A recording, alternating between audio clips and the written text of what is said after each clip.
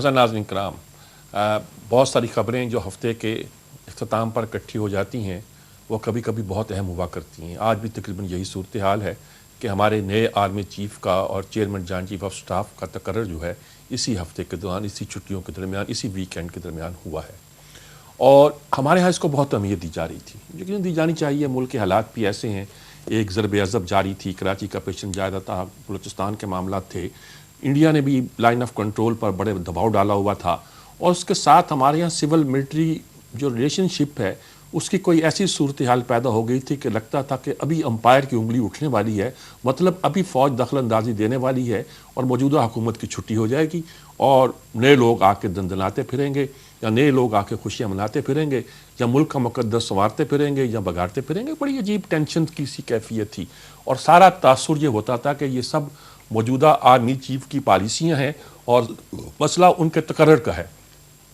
उनकी एक्सटेंशन का है, नए आर्मी चीफ का तकर्रर या पुराने आर्मी चीफ की एक्सटेंशन का। एक अजीब सूरत हाल पैदा कर दी थी, दोस्तों ने भी दुश्मनों जैसी फ़ज़ा पैदा की हुई थी। इन हालात में ये होता था कि क्यों तकर्रर नहीं कर रहे प्राइम मिनिस्टर, उनका हक़ है, उनका फ़र्ज़ है, उनका इस्तेहकाक है, कुछ कह लीजिए, वो क्यों तयन नहीं करते। ये उनकी स्वाबदीदी इख्तियारत है कि वो किसको चीफ बनाते हैं, किसको नहीं बनाते। 4 के नाम फिर 5 के नाम आना शुरू हुए और बिलाखिर वो गए हुए थे तुर्कमानिस्तान। कहा गया कि वापसी पर, कहा भी किसी आम आदमी ने नहीं, वज़ीर दफ़ा ने किया कि हमने 4 नहीं 5 नाम भेजे हैं और उसका फ़ैसला वापसी पर करेंगे। और वापसी पर आते ही ऐलान कर दिया गया कि जनरल ज़ुबैर हयात जो कि सीनियर मोस्ट है फ़ौज में, उनको जॉइंट चेयर ऑफ कमेटी का चेयरमैन मुकर्रर कर दिया गया है। अच्छा, ये बड़ी अजीब व गरीब सूरत है, यानी कि जो सीनियर मोस्ट है आम तौर पर उसको इसी ओहदे पे भेजा जाता है और ये बड़ा प्रेस्टिजियस ओहदा इस लिहाज से है कि ये सबसे टॉप का ओहदा है, तीनों मुसल्लह अफ़वाज का गोया वह हेड होता है। लेकिन बज़ाहिर तो ऐसा है, लेकिन अंदरूनी तौर पर मामला ये होता है कि उसके पास कोई इख्तियारात नहीं होते, सेरेमोनियल पोस्ट बना दी जाती है, यानी उसको तो फारग कर दिया जाता है कि आप चेयरमैन बन जाएं। अब नंबर 2 की चांस होता है कि वो इस जगह पर लेगा और अशफाक कियानी कहता हूँ, अशफाक नदीम थे जो नंबर 2 थे और आमतौर पर तासुर ये था कि फ़ौज शायद उनको चाहती, तासुर पैदा कर दिया जाता है। हमारे एंकर्स बैठकर बहुत सी बातें कर देते हैं और कहा जाता है। तीसरे एक रमदे थे जिनके बारे में जस्टिस रमदे की वजह से कहा जा रहा था कि रमदे हैं और रमदे को शायद ये पसंद करेंगे, उनको लेकर आएंगे। चौथे बाजवा थे, इनके बारे में बड़ी अफवाहें फैलाई जा रही थी, कमर जावेद बाजवा। बहरहाल ऐलान हुआ कमर जावेद बाजवा जो है वो हमारे सरबराह हैं।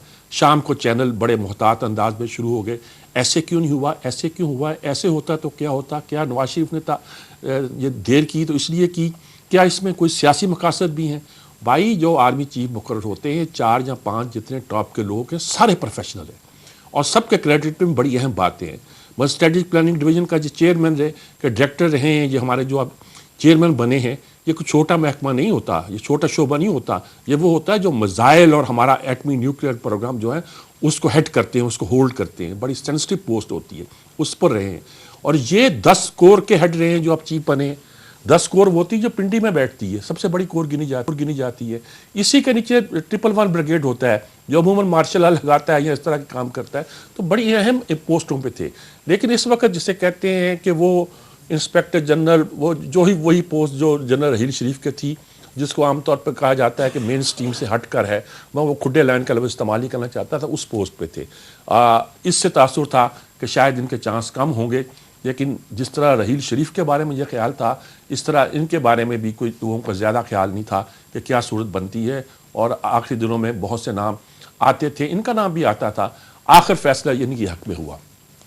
इन्होंने भी अब इनके बारे में इंडियन साबिक चीफ ने कहा कि मेरे साथ इन्होंने कांगो में काम किया है, यूएन की फोर्स में, he is a professional soldier और ज़हीन आदमी है, ऐसी स्ट्रेटजी हिकमत अमली करते हैं, हर काम को करना जानते हैं। उसी दिन मुलाकातें भी हुई प्राइम मिनिस्टर के साथ, इनकी भी और chairman joint chief of staff committee की भी एक फार्मल से मुलाकात दिखाई गई और लगता था कि हालात जो हैं वो अब आगे बढ़ेंगे। कल मंगल को जिसे कमान की तब्दीली कहते हैं, वो एक बाकायदा परेड होती है। पिछले बार तो हमने अटेंड की थी जब जनरल कियानी ने इक़्तिदार लिया था, सौंपा था जनरल रहील शरीफ को, तो उस वक्त तो हमने उसे देखा था। एक बड़ी पुरवकार तकरीब होती है, बैंड बाजे के साथ कह लीजिएगा, और सलामी और बहुत सी बातें, और जिस तरह वो एक छड़ी थमाई जाती है कि गोया ये नए चीफ के लिए इक़्तिदार का एक तरह की निशानी है कि वो अब वो कमान संभाल रहा है। تو ایسی تقریب ہوگی کل اسلام آباد میں، اور اس عرصے میں بہت سی افواہیں، بہت سے تجزیے، بہت سی بحثیں آہستہ آہستہ دم توڑ جائیں گی، اور نظر یہی آتا ہے کہ اب حالات زیادہ سمودلی آگے بڑھیں گے۔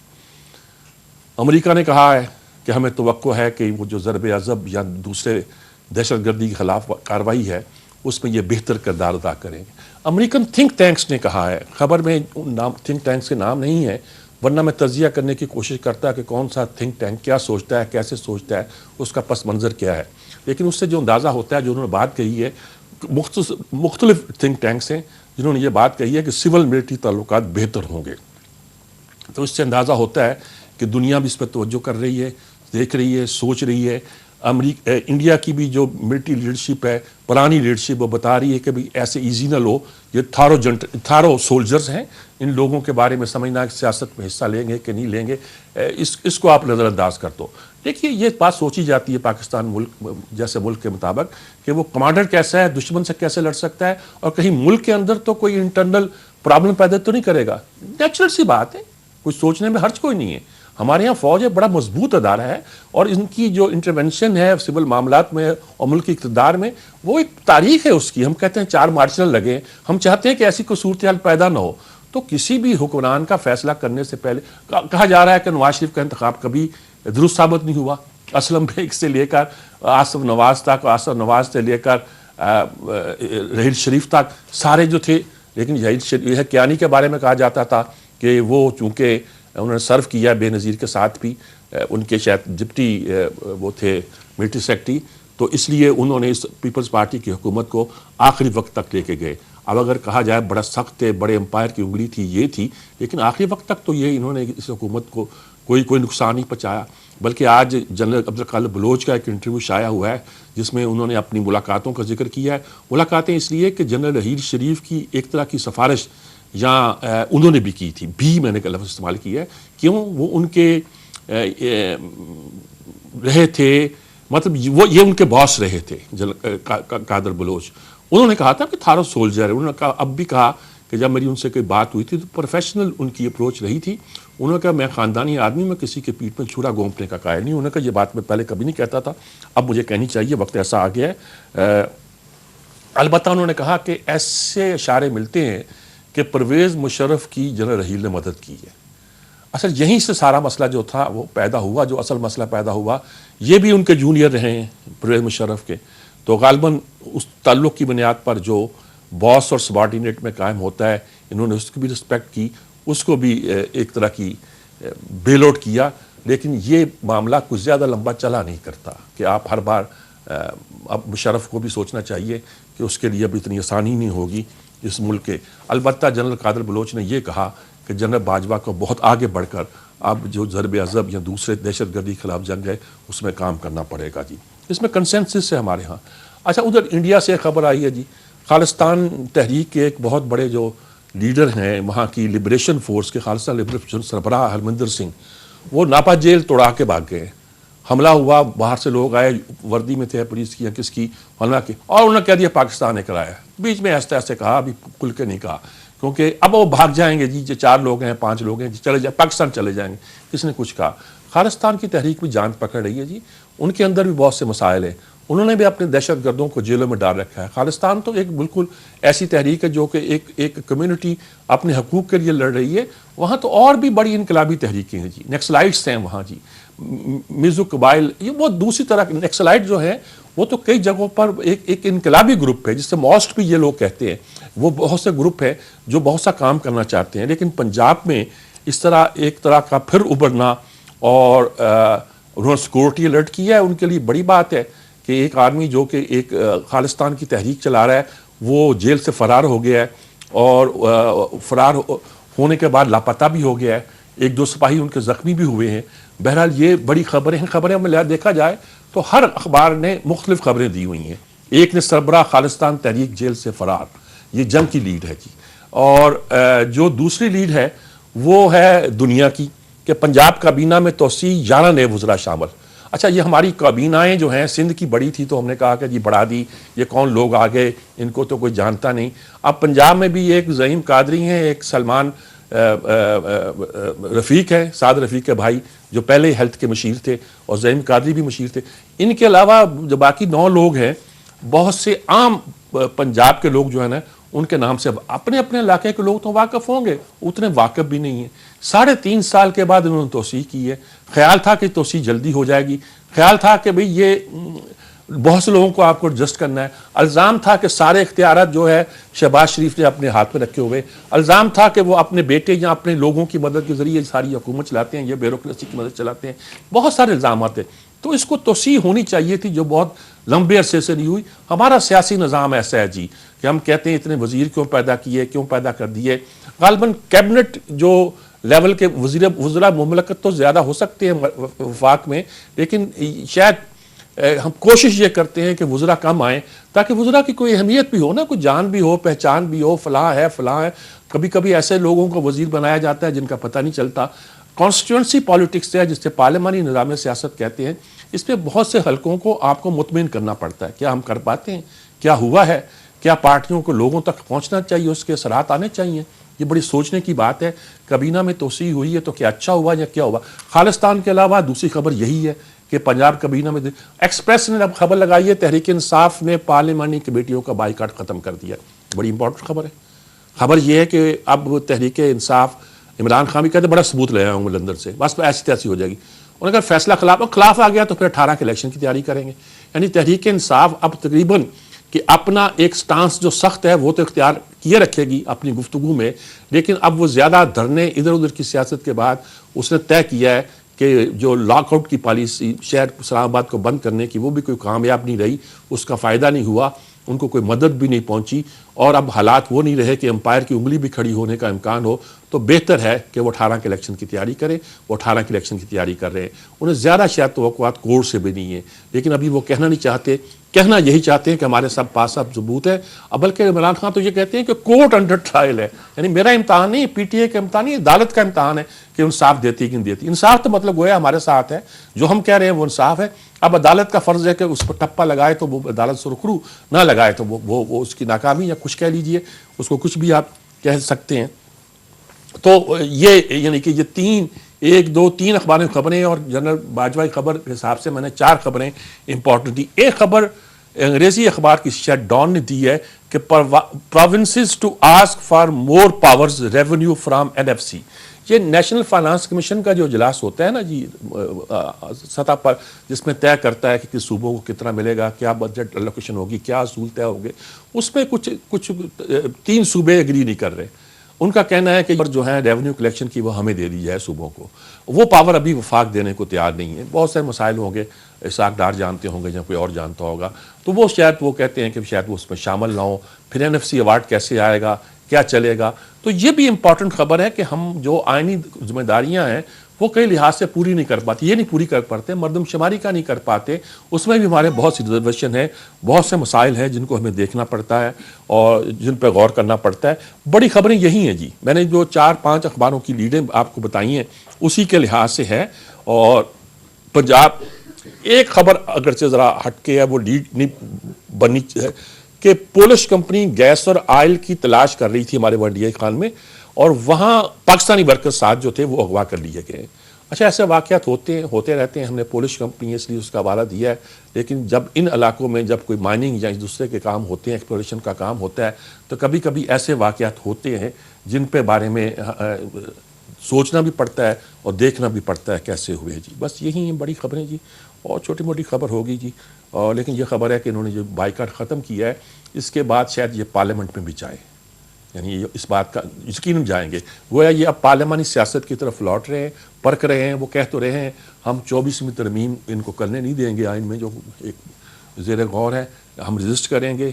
بھائی اگر آپ ہفتہ پہلے کر دیتے، طیب اردوان آئے تھے تو اس وقت آپ چلے جاتے تو کچھ عزت نہ رہ جاتی زیادہ. بہرحال وقفہ لیتے ہیں، وقفے کے بعد حاصل ہوتے ہیں.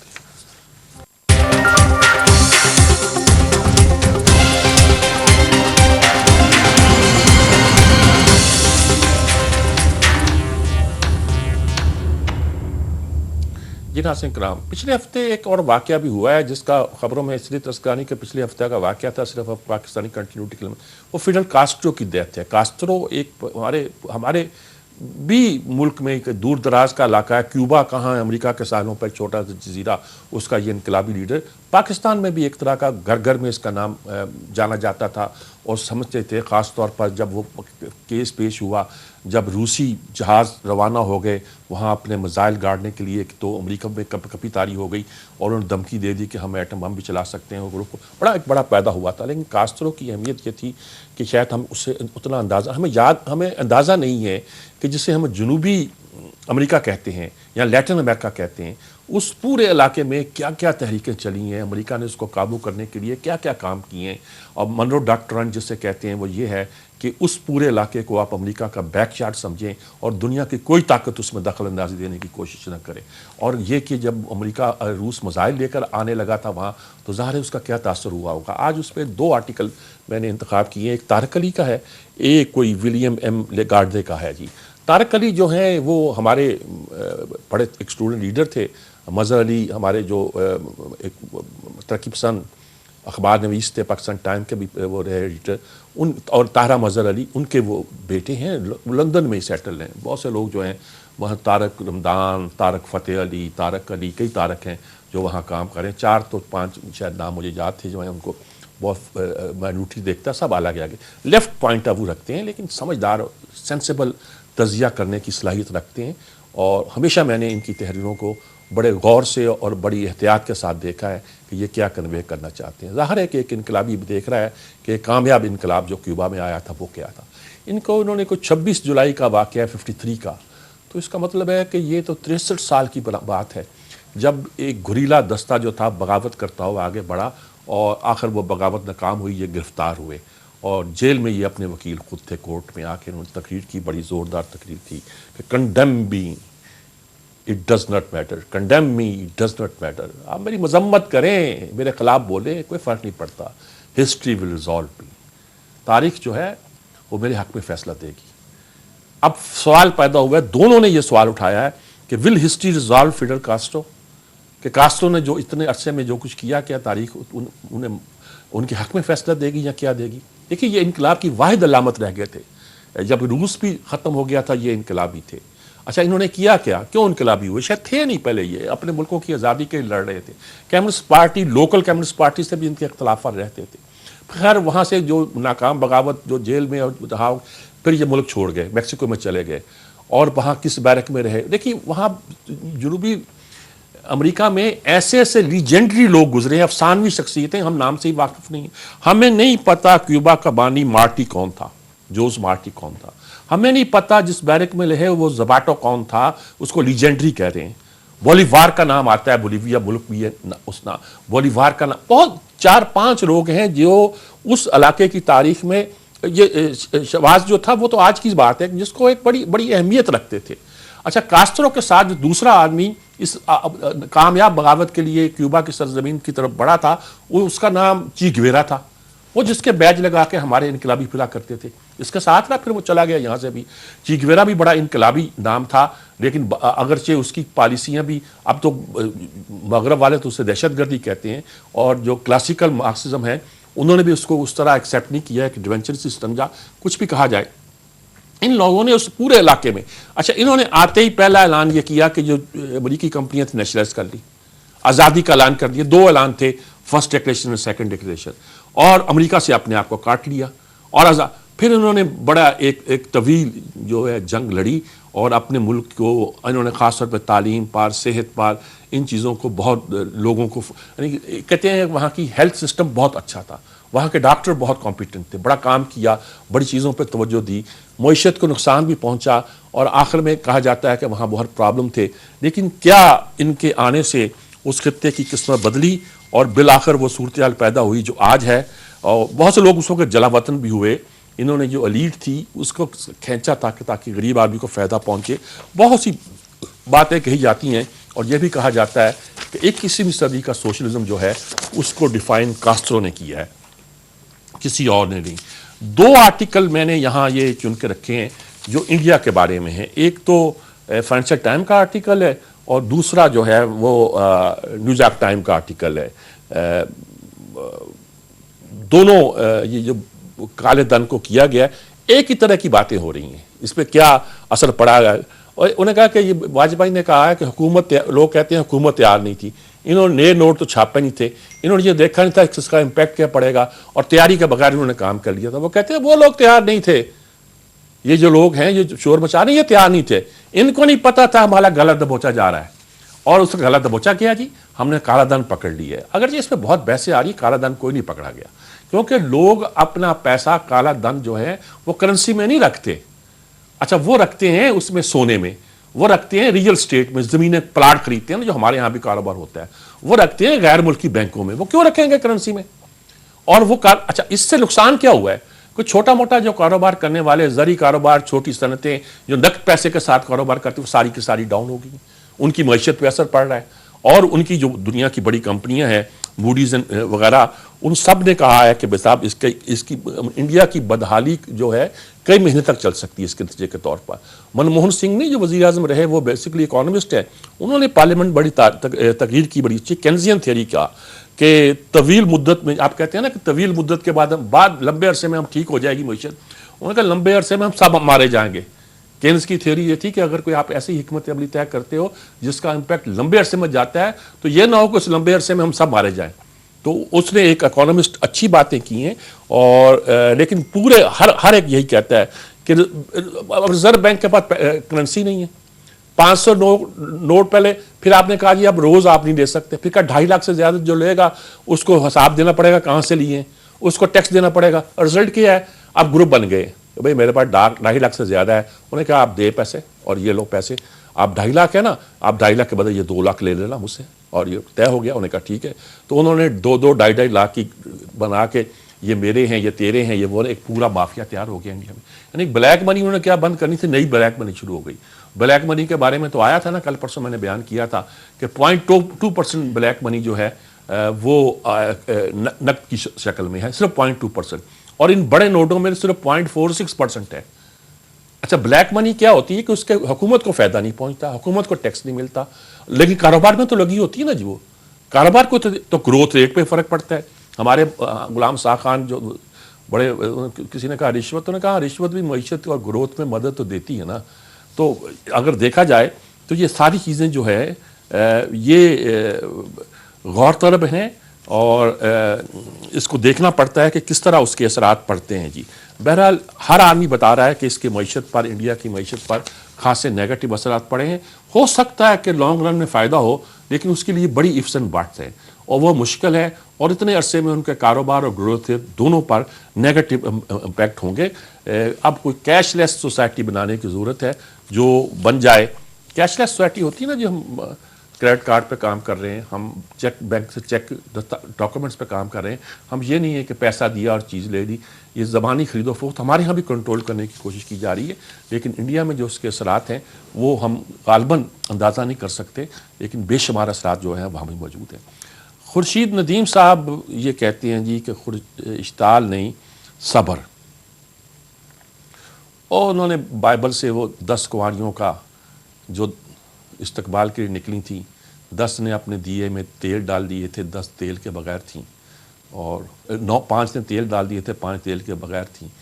جب وہاں وقت آیا استقبال کا تو وہ سو گئیں، اٹھیں تو ہڑبڑ میں دیکھا کہ کچھ دیے بجھ رہے ہیں، جو 5 انہوں نے تیل نہیں تھا، وہ تیل لینے شہر گئی، واپس آئی تو شہزادہ اندر جا چکا تھا، گیٹ بند ہو چکا تھا۔ انہوں نے کہا ہمیں تیار رہنا چاہیے جی، سونا نہیں چاہیے، الرٹ رہنا چاہیے، اور تیاری کر کے نکلنا چاہیے۔ تو انہوں نے کہا کہ ہم نے وہ موقع کھو دیا ہے، جو گھڑی آتی ہے، قرآن کو بھی کوٹ کی ہے، وہ آتی ہے، اس کی خبر صرف وہ جانتا ہے۔ اچانک آپ کے پاس سچویشن کریٹ ہو سکتی ہے، جیسے انڈیا میں بھی ہوئی، لیکن یہ سچویشن ہے کہ انہوں نے کہا جی جب واجپئی آیا تھا اور اس نے ہمارے ہاں آ کے جسونت سنگھ ساتھ تھا، 7 منٹ کی تقریر کی تھی ہمارے قلعے میں آ کر، اور اس میں سب باتیں مانی تھی، کشمیر کا مسئلہ بھی اور بھی میں کروں گا، جو ہم منوانا چاہتے ہیں آج انڈیا سے، اس وقت ہم نے نہیں مانی۔ ہم نے کیا نہیں مانی؟ اس وقت ہماری جو پرویز مشرف ہی تھے جناب، اس وقت فوج اس موڈ میں نہیں آئی۔ اس کے بعد کارگل کیا گیا جی، اس کی انکوائری ہونی چاہیے جی، کہ جب ایک پروسیس شروع ہوا تھا، واجپئی جیسے آدمی نے شروع کیا تھا، اور اس کے بعد یہ کارگل کا سارا واقعہ تھا، اس کی انکوائری ہونی چاہیے۔ ہم کہتے ہیں نا خارجہ پالیسی سپرد کر دی جائے، اور پھر آگرہ پہ گئے پرویز مشرف کہ میں تاریخ بدلنے جا رہا ہوں، اور پھر آؤٹ آف باکس جو ایک کشمیر کے مسئلے کا حل تھا وہ بھی پیش کیا. کس حد تک گئے؟ لیکن اس حد تک آ کے انہوں نے جو مصیبت ڈالی کارگل اور نہ واجپئی کے دورے کو یہ کہہ کر کہ یہ انڈیا کے ساتھ دوستی ہو رہی, کیا نقصان پہنچایا؟ کبھی غور کیا ہم نے؟ ہمیں اس کا انہوں نے کہا جی وہ ہم نے وہ چانس کھو دیا ہے جی. اس وقت جسونت سنگھ تھا جس نے یہ تک کہا تھا کہ قائد اعظم ذمہ دار نہیں ہے تقسیم ہند کے, اور یہ ذمہ دار نہرو اور پٹیل کی جو ہے ایک متعصبانہ قیادت تھی جس نے یہ سب کیا. کانگریس کے خلاف ان کا اتنا ہے. اور انہوں نے کہا کہ ہمیں دیکھنا یہ ہے انڈیا کے ساتھ دنیا کو سپورٹ ہے, کیونکہ ایک تو لوگ سمجھتے ہیں کہ شاید دہشت گردی میں پیچھے ہمیں پورا وہ کنٹرول نہیں جس طرح ہمیں کرنا چاہیے. اور پھر دوسری بات یہ ہے کہ اب ضرب اعظم نے خیر وہ تو ہمارا جو کیس انڈیا کا ہے وہ کمزور کیا ہے, ہمیں مضبوط کیا ہے. دوسری امریکی قیادت بھی اب ٹرمپ کی آ گئی ہے, تو اب شاید وہ موقع نہ ملے جو پہلے کبھی ملا تھا. اور لیکن ہمیں اس کا جواب وہ نہیں ہے جو لوگ سمجھتے ہیں طیش میں آنا, انڈیا طیش میں دلا رہا ہے. ہمیں صبر سے کام لینا چاہیے. اور دیکھیں بدل رہی دنیا, جیسے روس ہمارے ساتھ مشقیں کرنا چاہ رہا ہے, انڈیا نے روکا بھی, اس نے مشقیں کی, اس کے بعد اس میں باز نہیں آیا. اس نے لے کر دہشت گردی کا نام لے کر روس کی پرانی دوستی انہوں نے نہیں مانے. اور ترکی ہمارے ہاں خطے کی صورتحال چینج کر رہی ہے, اور ہمیں اس کا ادراک رکھنا چاہیے اور اس ادراک کے ساتھ ہی لے کر آگے بڑھنا چاہیے جی. اور اب انہوں نے یہ ایک عامر خاکوانی نے یہ بات کی ہے کہ کیا پیپلز پارٹی پنجاب میں کم بیک کر سکتی ہے اور بلاول کا فنامنا کام کر سکتا ہے. ان کی بہت ساری شرائط ہیں. ایک تو ان کا کہنا ہے کہ اس کو بھٹو نہ بنائیں, اس کی لہجے میں تقریر نہیں کرائیں. بھٹو یہ جہاں وہ تھا ٹھیک ہے, لیکن یہ نہ کریں, ٹھیک ہے, طاقت ہے, اس کو بوجھ نہ بنائیں اور اس کو اپنے نیچرل ٹیلنٹ کے ساتھ آگے بڑھنے دیں. وہ نوجوان ہے اور عمران خان سے تقریباً 30 سال بڑا, 30 سال نہیں 35 سال ہے. اب یہ کہہ لو نا یار, عمران خان کی سے دگنی سے بھی زیادہ عمر, یعنی عمران خان اس سے دگنے سے بھی زیادہ عمر کا ہے. یہ 28 سال کا ہے, عمران 63 کا قریب ہو گیا ہوگا, اور 28 تو 56 اگر ہوگا تو یہ ڈبل ہوگا, لیکن یہ 56 بھی نہیں ہے, یہ تو بنتا ہے 5-6 سال. تو دگنی عمر سے زیادہ کا ہے, اس پہ کر سکتے ہیں. اب ان کا کہنا ہے کہ لبرل سیکولر جو طبقہ ہے وہ اب بھی چاہتا ہے کہ پیپلز پارٹی پنجاب میں آئے, اور جو لوگ گئے ہیں وہ تو تحریک انصاف میں گئے ہیں, چلے گئے, کچھ بد دل ہو گئے ہیں اس 5 سال کی کارکردگی کی وجہ سے. تو اس کا کوئی حل ڈھونڈنا چاہیے اور کرنا چاہیے. ہماری طرح میری طرح میں بھی ان میں شامل ہوں جو یہ چاہتے ہیں کہ پاکستان میں ختم نہ ہو, پنجاب میں خاص طور پر ختم نہ ہو پیپلز پارٹی, طاقت پکڑے تاکہ یہاں جمہوری کلچر اور اس مزاج کا ذہن جو ہے وہ زندہ بھی رہے اور اس کا انفلوئنس بھی ہو. 2-3 کالم اور ہیں, لیکن آخری کالم میں جسٹن ویلڈ کا پڑھنا چاہ رہا ہوں. یہ آج بشیبہ کنٹربری ہیں, یعنی چرچ آف انگلینڈ کے ہیں, وہ پاکستان میں بھی آئے تھے, ہیڈ ہے مطلب, وہ آئے تھے جس طرح کے پوپ ہوتا ہے, یہ ان کے پوپ سمجھیے, آئے تھے. وہ سرتاج عزیز سے ملے اور کہا کہ 85 سال کے وہ جو ہیں لگتے 60 سال کے ہیں, اور بڑے ہسٹری کا ان کو شعور بھی ہے, بڑی باتیں امپریس ہوئے ہیں. لاہور میں بھی آئے, یوہنا ٹاؤن میں بھی گئے, انہوں نے بہت وزٹ بھی کیا. شاید ہمیں اتنا اندازہ نہ ہو, ہمیں تو صرف پوپ کا نام آتا ہے اور باقی نام ہمیں نہیں آتے. یعنی نام آنے کا مطلب ہے کہ ہم اسی کرسچن دنیا کا سب سے بڑا رہنما سمجھتے ہیں. لیکن پروٹیسٹنٹ جس طرح ان کے قائد آ کے انہوں نے کہا کہ جہاز میں سفر کر رہا تھا, تو عام سے جہاز میں تو لوگوں کو یقین ہی تھا کہ آج بشپ آف کینٹربری جو ہے وہ عام سے جہاز میں میرے ساتھ ٹریول کر رہا ہوگا, اس کا کوئی پرائیویٹ جہاز نہیں ہوگا. اس نے اس بات پر فخر کیا ہے. وہ 2-4 دن پہلے اور کہاں گیا تھا, کیا مختلف ملکوں میں, فرانس, یہ وہ اس کا ذکر تو خیر ہے. تو مطلب یہ ہے کہ ہائیسٹ مین جو پروٹیسٹنٹ چرچ کا, چرچ آف انگلینڈ کا ہے, اس نے ہمارے ہاں دورہ بھی کیا ہے, مختلف لوگوں سے ملا بھی ہے, کچھ تاثرات بھی اس کے ہیں. بس یہی خبریں آج کی وقت والی تھیں.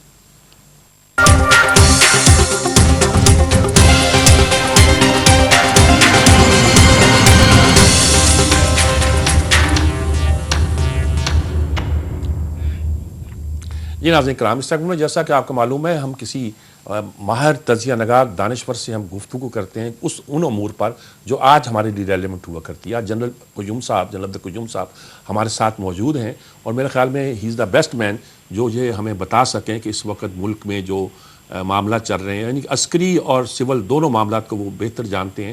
کیا صورتحال ہے, نئے کمان چینج ہوئی ہے, اس کا کیا امپیکٹ پڑے گا کہ نہیں پڑے گا, کنٹینیوٹی ہے, فوج ایک ادارہ ویسے چلتا رہتا ہے, ملک کے معاملات جو ہوتے ہیں وہ افراد سے زیادہ شاید اداروں پہ اس کا انحصار ہوتا ہے, یا کیا فرق پڑے گا, یہ ان سے ہی پوچھتے ہیں خود رائے دینے کی بجائے. السلام علیکم جنرل صاحب. جی وعلیکم السلام. صاحب بڑی سموتھلی چینج آف کمان ہوئی ہے جی, لوگ بڑی دیر سے بڑی افواہیں پھیلا رہے تھے، بڑے بڑے ناموں کے تجزیے بھی آ رہے تھے، بڑے بڑے اس پر مشگافیاں بھی ہو رہی تھیں. کیا کہیں گے آپ اس پوری صورتحال پر؟ کیسے لگ رہا ہے کہ جس صورتحال میں ہم ہیں، انڈیا ہے، ہمارے ہاں معاملہ اب لائن آف کنٹرول کا بھی ہے، ضرب عضب کا ہے، کراچی کا ہے، بلوچستان کا، کیا لگ رہا ہے جی آپ کو؟ میر صاحب دیکھیں، یہ جو چینج آف کمانڈ کا مسئلہ ہوتا ہے نا فوج کا، یہ ایک روٹین کا ایشو ہے. ایک سرکاری ملازم کی سروس ختم ہوتی ہے اور اس کی جگہ دوسرا تعینات ہوتا ہے، لیکن چونکہ افواج پاکستان کا دائرہ بہت ہی اہمیت کا عمل ہے، تو اس لیے چیف آف آرمی سٹاف کی پرسنالٹی، ان کے اندر وگر، اس کے اوپر لوگوں کا دھیان ہوتا ہے کہ کیا رحیل شریف صاحب نے ایک نیا باب رقم کیا. ہر چیف آف آرمی سٹاف نے اپنی بٹ میں اپنا بیسٹ کنٹریبیوٹ کرنے کی کوشش کی ہے، لیکن چونکہ رحیل شریف صاحب کے سامنے چیلنجز بڑے تھے اور ان چیلنجز کا ان کو موقع ملا کنفرنٹ کرنے کا، اور وہ انہوں نے دلیری کے ساتھ اور بڑی جرت کے ساتھ کیا، اور اللہ نے ان کو کامیابی دی کافی حد تک. تو اس لیے ایک تو یہ تھا کہ ان کا یہ جو جائیں گے تو ان کی جگہ کون آئے گا اور یہ خلا کیسے پورا ہوگا. تو دوسری بات یہ تھی کہ آپ کو پتہ ہے کہ اس کو لوگ پولیٹیکل ٹچ بھی دیتے رہتے ہیں. جو پولیٹیکل اپوننٹ ہوتے ہیں حکومت کے، وہ کبھی کہتے ہیں اگر جلدی کر دیں تو کہتے ہیں پہلے کیوں کیا ہے، آپ نے سرونگ چیف کو سٹنگ ڈک بنا دیا. اگر لیٹ کرے تو کہتے ہیں یار دیکھو یہ کیا کر رہے ہیں، کیوں کر رہے ہیں. لیکن اصولی طور پہ چونکہ افواج پاکستان ایک آرگنائزڈ ادارہ ہے، اس کے اندر ایک اگر لیڈر کمانڈر شہید بھی ہو جائے نا تو دوسرا پیچھے اور تیسرا اس سے پیچھے اور چوتھا سب کھڑے ہوتے ہیں، تو کوئی پرابلم نہیں ہوتا. تو اس لیے اگر آپ اس کو لاسٹ منٹ پہ بھی کریں تو جو سٹنگ چیف ہے وہ ایفیکٹو رہتا ہے، اور جو نیا آتا ہے وہ بھی چونکہ اسی لائن کا بندہ ہوتا ہے، کوئی باہر سے نہیں آیا ہوتا، he is product of the system, تو وہ بالکل 100% پکچر میں ہوتا ہے کہ کیا کرنا ہے. تو ابھی یہ ان کی چینج ہوگی، اس کے اندر یہ ہوتا ہے. آج کور کمانڈرز کا الوداعی اجلاس بھی ہے، غالباً نئے چیف اس میں کور کمانڈر کے طور پر شریک ہوں گے. کیسے نہیں، وہ کور کمانڈر تو ہے نہیں، لیکن اس اجلاس میں شاید وہ بھی شریک ہوں گے. جی فار شور. دیکھیں ہمارے افواج میں بڑا اسموتھ سسٹم ہوتا ہے. جب کور کمانڈر کا اجلاس ہوگا تو وہ کور کمانڈر تو نہیں ہے نا، جو نئے چیف ہیں انسپیکٹر جنرل ہیں رحیل شریف کی طرح، اسٹاف آفیسر ہیں. تو وہ لیکن اگر ایس اوز بھی جو پرنسپل اسٹاف آفیسر جو شامل ہوتے ہیں نارملی وہ ضرور شامل ہوں گے. اور ادروائز کور کمانڈر کا اجلاس ہوگا، الوداعی کل ان کی وہ ہینڈنگ ٹیکنگ اوور ہوگی اور وہ ہو جائے گی. یہ ایک ایسا سسٹم ہے. میں آپ کو بتاؤں کہ میں نے آپ کے نوائے وقت کے اندر کالم بھی لکھ رہا، چینج آف کمانڈ پہ لکھا بھی. میں نے یہ کہا کہ پاکستان کی فوج کا دائرہ اتنا مضبوط اور اتنا by the grace of Allah professional ہے کہ اس کے اندر آپ کو ہیڈ آف دی انسٹیٹیوشن کوئی پی ایچ ڈی نہیں چاہیے ہوتا، آپ کو ایک لیڈر چاہیے ہوتا ہے جو اوپر آئے اور اس ادارے کو آگے. آپ نے دیکھا موسیٰ خان، ٹکا خان، یہ سارے جو تھے میٹرکلیٹ تھے اور سپاہی سے آ کے چیف بنے اور فوج کو آگے. لیکن ابھی مختلف چیلنجز ہیں اور ان چیلنجز کا مقابلہ کرنے کے لیے ہمارے فوج کے اندر بھی بڑا ایک، ہم جب تھے تو کچھ اور ماحول تھا، اب جب ہے تو بہت زیادہ اور نالج بھی ہے. پھر یہ cyber warfare, information technology, digitalised battle field ہے اور اس کے لیے آپ کو تیز چلنا ہے. اور فوج ہماری ساتھ ساتھ ارتقاء کی منازل طے کر رہی ہے. اور آپ نے دیکھا کہ نیوکلیئر بنا، پھر ٹیکٹک کل نیوکلیئر ویپن انڈیا کی جو کولڈ سٹارٹ ڈاکٹرین کے خلاف. تو ابھی یہ 5-6 نام آتے ہوتے ہیں اور پرائم منسٹر کو یہ چوائس ہوتا ہے ان میں سے کوئی بھی چن لیں، وہ ڈیلیور کرے گا. اور ان کے پاس بھی ضرور وہ دیکھ کے، اور یہی ہوتا ہے کہ دیکھیں ہر جو اچھا کرنل ہے یہ ضروری نہیں کہ وہ اچھا بریگیڈیئر بن سکے، ہر اچھا بریگیڈیئر ضروری نہیں کہ وہ جنرل کے عہدے. اسی طرح کور کمانڈر جو ایک کور ہے وہ بھی دیکھنا پڑتا ہے کہ یہ جب چیف آف آرمی اسٹاف بنے گا تو 6 لاکھ کے بندوں کو ہینڈل کرے گا. تو اس میں جو اپنی بصیرت کے مطابق پرائم منسٹر دیکھتے ہیں کہ بھائی اوکے ان میں ہے، کچھ ان پٹس لیتے ہیں اور وہ کر کے تو پھر ایک، اور اللہ کے کرم سے مجھے پتہ ہے کہ باجوہ صاحب کا تجربہ ہے ہر طرح کا، پھر ان کے پاس ٹیم بہترین ہے اور وہ ان لوگوں کو لگا کے. تو یہی چیلنجز جو رحیل شریف صاحب کے ہیں جن میں میجر ملیٹنسی کا ہے، پھر یہ جو ویسٹ لائن آف کنٹرول پہ انڈیا کو ڈیل کرنا، پھر آپ کا جو فار ایگزامپل جو ضرب عضب کے اندر آپ نے کامیاب آپریشن تو کیا، لیکن یہ دہشت گرد جو ہیں یہ بھاگ کے افغانستان ان ایریاز میں چلے گئے جہاں افغان حکومت کا بھی ریٹ نہیں ہے، سو وہ واپس حملے بھی کر رہے ہیں اور کرتے رہیں گے. پھر اس کے لیے آپ کو بارڈر مینجمنٹ کرنا ہے، تو یہ ایک الگ ایشو ہے جس کے اوپر نئے چیف کا پورا دھیان ہوگا. پھر ملک کے اندر سر آپ کو سول ملٹری ریلیشنز کے اندر ایک سٹل لائن ہوتی ہے جہاں آپ کھل کے ملکی مفاد میں پرائم منسٹر کے ساتھ پس چلمن پوری باتیں بھی کرتے ہیں، لیکن ایٹ دی سیم ٹائم جو ان کے پولیٹیکل رائیولز ہیں ان کو یہ موقع نہیں دیتے کہ جی حکومت کی اتھارٹی کو انڈرمائن کیا جا رہا ہے یا یہ وہ. اسی طرح مدد چاہیے، مثلا ارتھ کوئک کے اندر، سیلابوں میں، ابھی ہم نے سینسس کرانا ہے آگے مردم شماری کے اندر.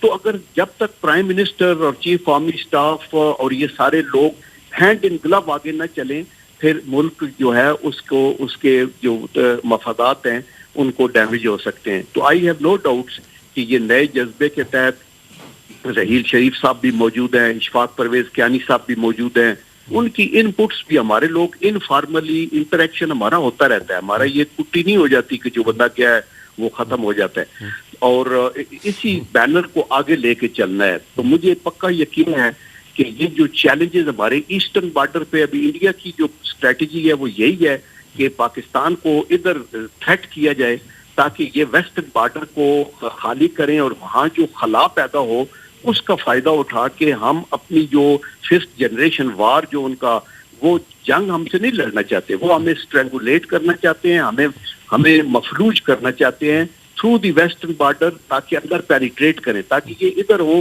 تو ہمیں موقع ملے تو ہم اور گلبوشن دیو ٹائپ بندے بھیجیں اور اندے کریں. ہمیں دونوں طرف بیلنس رکھنا ہے، اور حکومت کا کام ہے کہ وہ ملکی سطح کے اوپر، بین الاقوامی سطح کے اوپر پولیٹیکلی اور ڈپلومیٹکلی یہ ڈیفیوز کرے تھریٹ کو تاکہ افواج کی کنفرنٹیشن کا موقع ہی نہ آئے. تو ٹو پرونگ اسٹریٹجی حکومت کو بھی چلانی ہے کہ ایک تو جو عسکری لیول کے اوپر جب انڈیا کو بڑک مارتا ہے یا کوئی ہماری وائلیٹ کرتا ہے تو اس کا جواب اس کو اسی طرح ملے گا، اور سفارتی سطح کے اوپر جو سیولائزڈ کنٹریز کے نامز ہے اس پہ انڈیا کی ان حرکتوں کو ایکسپوز کرنا اور اپنے ہاؤس کو ان آرڈر کرنا. ہمارے ہاں ڈومیسٹک پالیٹکس کے اندر بھی ہم کئی ایسے نعرے لے آتے ہیں اور کئی ایسی باتیں کہتے ہیں جن میں ہمیں بین الاقوامی طور پہ ہم ڈیمیج ہوتے ہیں، ہمارے ملکی مفادات ڈیمیج ہوتے ہیں.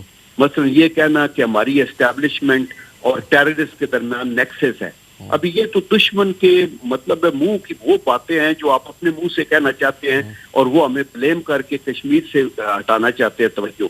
تو جو چیف آف آرمی اسٹاف ہوتا ہے اس کے کندھوں کے اوپر ایک بہت بڑی رسپانسبلٹی ہے، and I have no doubts کہ جو ہمارے جنرل لیفٹیننٹ جنرل کے عہدے پہ آتے ہیں اور وہ ان میں پوری خوبیاں موجود ہوتی ہیں کہ وہ اللہ کے کرم سے اس کو ہینڈل بہترین طریقے سے کریں گے. دوسری سروسز بھی بہت امپارٹنٹ ہے، ایئر فورس بھی ہے، اس کو بھی بلڈ کرنا ہے، وہ ایئر فورس کا چیف کرتا ہے. نیوی کی ابھی ہم سی پیک کی وجہ سے نیول جو رسپانسبلٹی ہے اس کا بھی بہت دائرہ بڑا ہے، اور میں اگلے دن نیول چیف سے بات کر رہا تھا، ان کی بھی بہت سی ریکوائرمنٹ ہے، ہم نے ان کو بھی بیف اپ کرنا ہے. یہ حکومتی سطح کے اوپر ہے، لیکن تینوں سروسز چیفز کا آپس میں کوآرڈینیشن اور جوائنٹ چیف آف اسٹاف جو ہیں وہ ان کی ملٹری اسٹریٹجی کو اکٹھا کارو آؤٹ کر کے اس کو بلڈ کرتے ہیں. یہ سروسز چیفز ہیں وہ لینڈ اسٹریٹجی، ایئر اسٹریٹجی، نیول اسٹریٹجی بناتے ہیں، اور چیف آف جو chairman joint chief of staff ہے وہ ملٹری اسٹریٹجی کا لیول ہے جہاں وہ انٹیگریشن کی بات کرتے ہیں وچ از ویری امپارٹنٹ. تو آئی ایم شیور کہ with the passage of time Pakistan نے اللہ کے کرم سے بہت سا فیصلہ طے کیا ہے، لیکن ابھی بھی آگے بہت کچھ کرنا ہے. ابھی بھی ملیٹنسی پہ ہمارا پورا کنٹرول نہیں ہے، 65-70% ہے، باقی ابھی کرنا ہے. اور گارنٹی پوری کی تو کوئی نہیں دے سکتا، لیکن ایفرٹ ویسٹرن بارڈر کو مینج کرنا ایک بہت بڑا ایک ایشو ہے. پھر ہمارے جو ٹیمپریری ڈسپلیسڈ لوگ ہیں فاٹا کے, ان کی ریہیبلیٹیشن ہے. رحیل شریف صاحب نے, اشفاق پرویز کیانی صاحب نے بہت سے ڈیولپمنٹل پروجیکٹ شروع کیے ہوئے تھے, ان کو آگے چلانا ہے. سی پیک کی سیکیورٹی کا ایشو ہے. آپ نے دیکھا کہ ریکارڈ ٹائم میں FWO نے گوادر سے کوئٹہ تک جو ہمارا 70 سال سے خواب تھا کہ یہ لنک ہو جائیں, وہ انہوں نے دسمبر میں مکمل کرنا تھا, وہ انہوں نے نومبر میں مکمل کیا, اور 44 لوگوں کی شہادتیں ہوئی ہیں. تو ہمارے فوجی, ہمارے جو لوگ وہاں کام کرتے ہیں, یہ خون جان کا نذرانہ دے کے پاکستان کی بقا اور سالمیت کے لیے کام کرتے ہیں. رحیل شریف صاحب نے بھی ہمیشہ آگے بڑھ کے جرت کے ساتھ لیڈ کیا, اور ایک نیا باپ, جیسے میں نے کہا, رقم کیا. انہوں نے یوم شہداء پہ ریپیٹڈلی کہا کہ آئین کی پاسداری اور جمہوریت کی مضبوطی جو ہے وہ پاکستان کی بقا کی ضامن ہے. بالکل درست جی, بالکل نئے چیف کے لیے بھی ہے. جیسا آپ نے بہت ہماری رہنمائی کی جی, مجھے سوال بھی نہیں پوچھنا پڑے, آپ نے بڑی کنسسٹنٹ انداز میں تمام باتوں کی وضاحت خود ہی کر دی. آپ کا بہت بہت شکریہ جی. اسی کے ساتھ ناظرین کرام ہم اجازت چاہتے ہیں, انشاءاللہ کل آپ سے دوبارہ ملاقات ہوگی.